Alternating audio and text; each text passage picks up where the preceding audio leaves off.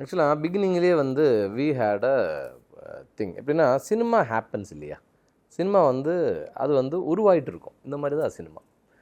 So we had a very clear idea எப்படின்னா அந்த bubbly Bhavana இருக்காங்கல்ல, அது இல்லாமல் she should have a makeover, இப்படி ஒரு இது வந்து we had an idea. So அந்த பப்ளியாக இல்லாமல் ஒரு கேரக்டர் அப்படி தான் வந்து அது கிளியர் பண்ணேன். ப்ளஸ் இதில் வந்து ஃபஸ்ட்டு கதை ஸ்கிரிப்டு, அதுக்கப்புறம் ப்ரொஃபஷனலாக நம்ம எப்படி வந்தால் ஒரு வழக்கமாக வந்து ஒரு கதை ஒரு திரைக்கதை அப்படி தானே வருவாங்க, அப்படி தான் அப்ரோச் பண்ணாங்க.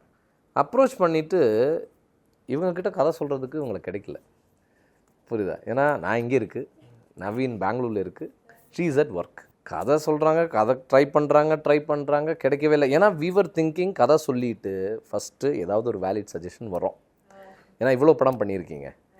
ஸோ ப்ளஸ் சேம் டைமில் என்னோடய எடிட்டர் இருக்காங்க அத்துல் விஜய், அவனையும் கிடைக்கல, ஏன்னா அவனும் வந்து நல்ல சஜஷன் சொல்லுவாங்க. 2 பேரையும் கிடைக்கல. ஃபைனலி வந்து எடிட்டரை கிடச்சி நான் கதை சொன்னேன்.